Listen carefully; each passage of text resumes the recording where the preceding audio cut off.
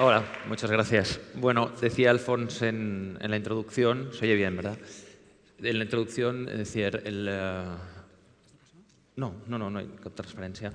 Es el renacer, ¿no? El año 2009, reinventar realidad. Y he dicho al principio poned un delante de lo que queráis. Entonces a mí, lamentablemente, me toca recesión. Es la que a mí me toca. Paradójicamente, yo siempre digo que cuando te pasa algo raro, un par o tres de veces seguidas, piensa porque algo pasa. Y la verdad es que esta es la segunda conferencia o la segunda pequeña ponencia que me toca dar sobre economía en una iglesia. Entonces, bueno, la próxima la tengo que dar dentro de unos meses en la Iglesia del Sagrado Corazón. Entonces ya, si a los economistas nos convocan en iglesias a hablar de la recesión, seguramente es que algo terrible o algo tremendo está pasando. Bueno, esta primera sección, pasado y presente, yo tenía aquí una frase de Confucio, muy antigua, que dice: estudia el pasado si quieres pronosticar el futuro, porque es verdad que la historia siempre se repite. Y yo la verdad es que con este pequeño ensayo que he publicado, que se titula El hombre que cambió su casa por un tulipán, a mí la verdad es que el tema de la crisis, lo hablaremos, me interesa relativamente poco. A mí me interesaba mucho el asunto de las burbujas, de las grandes burbujas, en tanto en cuanto son seguramente una ilustración muy clara de hasta qué punto puede llegar la irracionalidad del ser humano, incluso nuestra propia miseria muchas veces. Ese es el asunto que verdaderamente me interesaba. Al final lo que pasa es que esta crisis es el final de una grandísima burbuja, de una burbuja colosal, una burbuja de endeudamiento, una burbuja inmobiliaria, una gran burbuja financiera, y bueno, pues quizá por eso el libro al final revestía actualidad. Pero me interesaba el asunto de las burbujas. Entonces, lo que hice fue dedicarme durante un año a estudiar diferentes burbujas históricas, y voy a compartir con vosotros únicamente la primera de ellas, la primera burbuja documentada de la historia, que es la que da pie al título del libro, El hombre que cambió su casa por un tulipán. Os explicaré en 4 o 5 minutos qué ocurrió en los primeros compases del 1700 en Holanda, porque es una burbuja. Yo, la verdad, el libro mío, si lo compráis, fenomenal, si os lo leéis, mucho mejor, pero si queréis leeros el primer capítulo, si lees La burbuja de los tulipanes, no hace falta que leas el resto, porque vas a poder entender prácticamente cualquier recesión económica. En el 1700, no hace falta ir mucho más lejos, realmente la historia se repite. El asunto fue como sigue, en 4 o 5 minutos os explico. En cierto momento se pusieron muy de moda los tulipanes en Holanda. Hoy sabemos que Holanda es un gran productor de tulipanes y esto viene de aquí.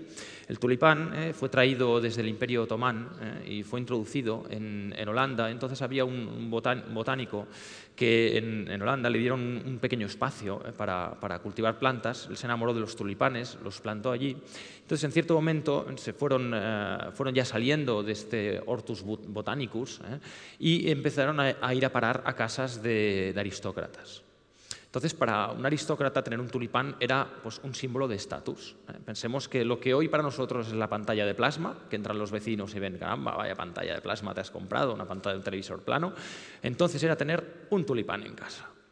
Había muy pocos, eran muy escasos. En un momento dado, los tulipanes se contagiaron de un virus que se llama el Breaking Tulip Virus, que lo que hacía es que hacía unas pequeñas llamaradas de color en algunos tulipanes. Entonces, el virus solo se contagiaba de tulipán a tulipán y, por tanto, era muy difícil conseguir, no se podían plantar tulipanes con estas llamaradas de color. Y aún se pusieron más de moda. Oferta y demanda, los tulipanes empiezan a subir de precio. Y entonces, bueno, en los mercados llega una primavera en la cual realmente se empiezan a cotizar altos. Pero acaba, y esto es importante, acaba la temporada del mercado, de la flor.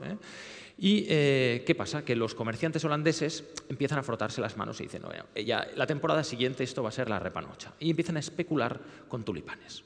Claro, lo paradójico y lo impresionante es que si especulamos con viviendas, pues bueno, aún si especulamos con activos financieros, especulamos con acciones, se puede entender, pero especular con tulipanes, especular con flores, que es un bien caduco, es algo que se muere.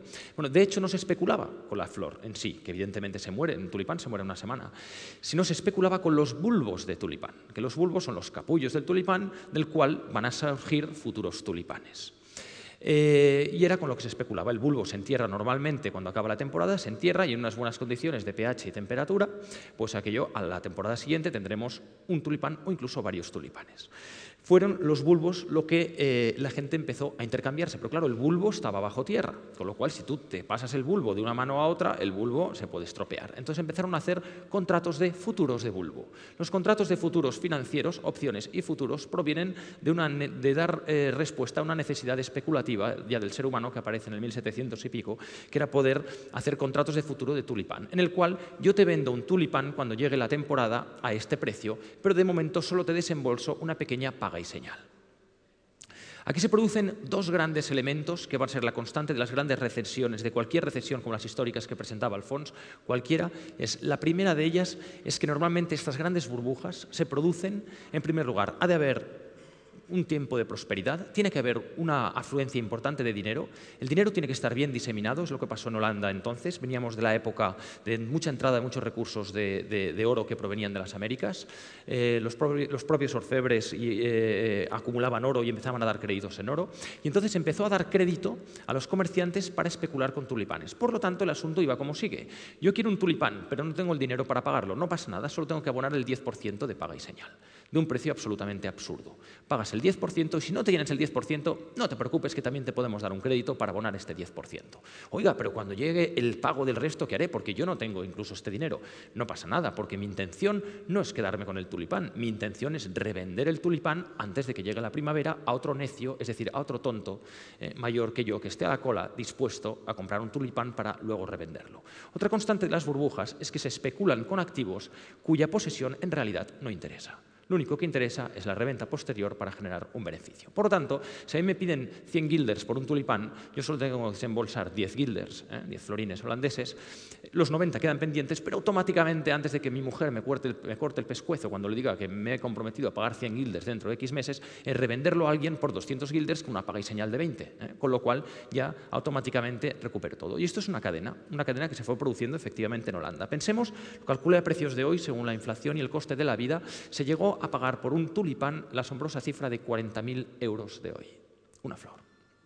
40.000. Siempre a espaldas del mercado final. Esto es también un factor muy, muy interesante. Nadie compraba flores a ese precio, solo se revendían bulbos a ese precio. Se hacían contratos no solo por un tulipán, por varias decenas de tulipanes, con lo cual incluso habían personas que llegó a firmar, consta un contrato de 1 millón de euros de hoy por varias decenas de bulbos de tulipán. Y cuando no tenías ese dinero ni siquiera tenías el crédito, pues ponías garantías, mi casa por un tulipán. Y por tanto hay contratos y constantes de personas que ofrecían todo su patrimonio como garantía de que van a hacer el pago, porque lo único que pensaban es que jamás llegaría esa realidad, antes yo vendería el tulipán. Bueno, evidentemente estas cosas acaban como suelen acabar, mal, es decir, no hay otra manera que acaben, es una estructura piramidal, todas las burbujas son puras pirámides financieras y evidentemente cuando esto explota hay varias tesis, una dice que es cuando llega, estoy mirándola ahora, una es cuando dice que es cuando llega el final de la peste bubónica de aquellos años, en los mercados bajó mucho la afluencia de gente, pero la realidad es que llegó la primavera, los aristócratas, que era el comprador final que había de pagar y por lo tanto financiar todas las reventas en cascada de todos los intermediarios, llegan al mercado, van a comprar el tulipán para quedar bien con los vecinos y cuando ven que un tulipán cuesta 3.000 euros, dicen, hombre, yo por 3.000 euros puedo montar una fiestecita en casa que voy a quedar bastante mejor que con un tulipán a la entrada en el hall de mi casa, con lo cual empiezan a no comprar y entonces el bulbo frío se transforma en patata caliente, es decir, ya interesa, esto me quema, hay que revenderlo, se hunden los precios evidentemente en cuestión de días. Este es el primer crack de la historia, documentado, seguramente hubieron previos. Desde entonces son todos iguales. Yo creo que he descrito esto y más de uno debía estar pensando con el inmobiliario o la construcción en España. Y es así como suceden prácticamente todas las grandes recesiones. Bueno, a mí yo quería explicar también esto porque pienso, no quiero hacer ni mucho menos una presentación pesimista del entorno económico. Creo que hay una gran oportunidad para los economistas y creo que en estos momentos se está produciendo en economía tres grandes aprendizajes. Y hay tres grandes retos que tenemos por delante. El primero es, de alguna manera, incorporar la psicología humana dentro del estudio de la macroeconomía. La macroeconomía se nos presenta como una ciencia demasiado cartesiana, demasiado fría. El Homo economicus es en realidad una absoluta entelequia. El ser humano es un ser que le mueven dos grandes fuerzas, que es la euforia y el pánico. Y jamás podremos entender los movimientos económicos si no incorporamos la psicología humana a la hora de entender los grandes movimientos de las variables económicas. Se acaba de publicar recientemente un libro ya traducido al castellano por parte de Robert Shiller y conjuntamente con otro premio Nobel de Economía, que se titula Animal Spirits, el espíritu animal. De hecho, además, han mantenido el título en la versión inglesa. Animal Spirits es una expresión de Keynes que él ya utilizaba para describir de alguna manera ese espíritu animal, es decir, ese instinto animal que en realidad mueve la economía. Explican Shiller en la introducción del libro que incluso los propios keynesianos eliminaron en muchos escritos de Keynes o interesó descartar o eliminar muchas referencias al animal spirit porque querían aproximar lo máximo posible la teoría keynesiana a la teoría clásica para que así de alguna manera fructificara o se impusiera en el mundo. Y estos economistas quieren recuperar de alguna manera, están empezando a formular una nueva teoría económica en la cual se quiere incorporar la psicología como factor explicativo de los movimientos económicos. Aquí hay un nuevo campo fascinante, yo creo que ayudará muchísimo a poder predecir mejor en economía, porque se está demostrando constantemente que las predicciones económicas no sirven porque es prácticamente imposible predecir la irracionalidad del ser humano. Aquí hay un campo. En que en paz descanse Luis de Sebastián, el catedrático de Economía, le regalé el libro una semana antes de fallecer y me comentaba Xavier Mena, también catedrático de Economía en ESADE, me decía, pues mira, precisamente estuvimos 2 días antes de morir comentando tu texto y digo, ¿qué te dijo? Me dijo que el tema de la psicología teníamos que empezar a incorporarlo de una manera seria. Empieza a haber aquí un campo importante, reinventar la economía a partir de la psicología. En segundo lugar, el otro re, me queda muy poco, me quedan en 5 minutos a cabo. El otro re del cual quería hablar es del renminbi yuan. El renminbi yuan, como saben, es la moneda china. Hay un problema importante también con toda esta recesión que tiene que ver no solo con la psicología, sino con la gestión de la moneda. Santiago Niño Becerra, yo no sé si la predicción que hace tan catastrófica en el 2010 se va a cumplir. A mí lo que me interesa mucho del libro de Santiago Niño Becerra, sobre todo, es la descripción que hace del agotamiento de un modelo de crecimiento, el modelo capitalista que ya arranca hace muchas décadas y que verdaderamente seguramente lo que ha sucedido es el final, es el agotamiento de un modelo de crecimiento. Estamos ante un momento en el cual hay que redefinir el concepto de dinero, hay que redefinir realmente lo que significa una moneda y hay en estos momentos un conflicto latente importantísimo que puede desembocar perfectamente en una gran contienda bélica, esperemos que no, entre China y Estados Unidos. Es decir, China, como saben, tienen unas enormes reservas de dólares que se han utilizado para ir pagando todo tipo de productos de consumo, de electrónica, de juguetería. China ha sido la gran fábrica, el gran exportador del mundo, ha ido recibiendo todas esas ventas en dólares y estos dólares cada día que pasa valen menos dinero. Y evidentemente, si a ti te han pagado 10 por algo y al día siguiente aquello vale 9 y luego vale 8 y luego vale 7, llega un momento que empiezas a ponerte nervioso y los chinos se están poniendo nerviosos. Ya han lanzado varias sugerencias. Una, dejar de utilizar el dólar como patrón de moneda, empezar a crear una cesta de monedas en la cual pudiera estar evidentemente el yuan, el euro, la moneda que se quiere definir a nivel Oriente Medio, también el dólar, por supuesto. Pero aquí hay un movimiento importante. En estos momentos hay un desequilibrio entre las reservas entre China y Estados Unidos que o se solventa de una manera amistosa o verdaderamente puede acabar mal. Y todo esto no es más que el colofón de, como dice Santiago Niño Becerra, del final de una forma de funcionamiento. Debemos reinventar el dinero, debemos reinventar la forma en la cual se crea dinero. Se abandonó en un momento dado el patrón oro, se dejó las monedas fluctuar libremente y durante décadas hemos pensado que podíamos confundir dinero con riqueza, que ha sido el otro gran mal. Decía Antonio Machado, lo comento mucho en el libro, que solo un necio confunde valor y precio. Estos últimos años hemos confundido el dinero con la riqueza. Explica en su libro Shiller que hay un gran factor psicológico que se debería incorporar entre varios que comenta que es la ilusión monetaria. Y hemos vivido de una ilusión monetaria, bajo la cual, creando dinero, pensamos que creamos mayor riqueza. Y la riqueza, como comenta Baton Wood, uno de los excelentes articulistas en El Economist esta semana, los gobiernos que solo crean dinero no necesariamente crean riqueza. Crear riqueza es crear conocimiento, como estamos aquí haciendo, crear bienes, crear servicios y realmente enfocarse y entregarse a la economía real y no a la economía especulativa. Por último, valores. Hay un módulo que está previsto mañana, que es el tema de education, que se estaba hablando. Pienso también que gran parte del mal que nos sume en estas grandes espirales especulativas es que el ser humano hemos de reconocer que tenemos evidentemente una ambición latente. En gran parte por ello hemos llegado tan lejos como raza, pero no es menos cierto que esa ambición solo se canaliza de una manera quizá equilibrada, sostenible o sana cuando probablemente los valores son mucho más sólidos. Yo estoy intentando acabar de diseñar, si hay alguien en la sala que está en el sector de juguetería y quiere de alguna manera producir esto, de diseñar un juego para escuelas. Y este juego consiste en una burbuja. Igual que en las escuelas se hacen simulacros de incendios, igual que en las escuelas viene la Guardia Urbana y a los niños les explica cómo cruzar la calle para que no hayan accidentes, igual que se les informa de cómo prevenir para el contagio de enfermedades sexuales, y ahora saben más sobre la gripe A que nosotros mismos, que le das un beso a tu hijo y dices, papá, no, que la gripe A, le están informando todo el día. Yo creo que se deberían hacer simulacros de burbujas en los colegios. Y no sé, mi idea era con cromos o con algún tipo de coleccionable que esté en boga, que el maestro actúe como banco central, que poco a poco tengamos 2 o 3 alumnos infiltrados que empiecen a especular y que se gasten toda su asignación semanal, que empiecen a especular con los cromos y que realmente pierdan la asignación semanal de los últimos 2 o 3 meses. Yo creo que si un niño desde pequeño sufre una burbuja, será muchísimo más difícil que como seres humanos caigamos en las mismas. Hay parte de broma, pero hay parte de cierto. Es decir, el problema es que somos homínidos y quienes cayeron en burbujas anteriores hoy están muertos. Un holandés del 1700 jamás hubiera caído en esta burbuja.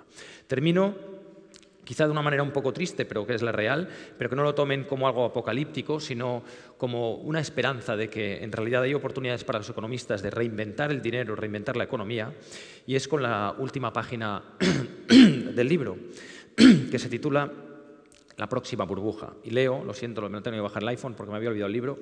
Soy incapaz de adivinar dónde, cuándo y sobre qué se cebará la próxima burbuja, pero sí puedo augurar cómo se producirá. Si a alguna conclusión he llegado tras analizar todas estas burbujas especulativas, es que son verdaderos calcos unas de otras. En alguna ocasión, durante la escritura de este libro, tomaba de mi desordenada mesa de trabajo una hoja impresa y traspapelada con algún fragmento interesante que me interesaba conservar. Tras leerlo, no tenía duda alguna de que correspondía a un crack de los más recientes. Después, al constatar la fuente, me percataba de que era un texto del siglo XVII. Cambiará la forma, pero no el fondo. Puedo aventurar cómo será la próxima burbuja sin riesgo a equivocarme demasiado. Ocurrirá en un lugar próspero, tras una época de crecimiento, en una región donde el ahorro será abundante y estará bien diseminado. Los medios de comunicación hablarán de una nueva era, de un nuevo paradigma de la sociedad que, como Escarlata O'Hara gritó al cielo, jamás volverá a pasar hambre. Entonces algún activo aumentará de precio de repente. Algún agente económico empezará a prestar el dinero abundante a un tipo de interés bajo. La gente tomará dinero prestado y comprará esos activos, cuyo precio subirá como la espuma. Se inventará algún mecanismo para no tener que desembolsar el 100% de la compra. Con solo una parte será suficiente. Y la garantía de que el pago va a realizarse íntegramente será el propio activo. Habrá complejidad, algo difícil de desentrañar. Muchos no entenderán nada, pero no les importará. El precio subirá a niveles estratosféricos. La locura se desatará. Unos pocos advertirán de la irracionalidad imperante, pero los harán callar y los tacharán de necios. El precio del bien se divorciará de su rendimiento. Ninguna lógica inversora justificará la compra más que la posterior reventa.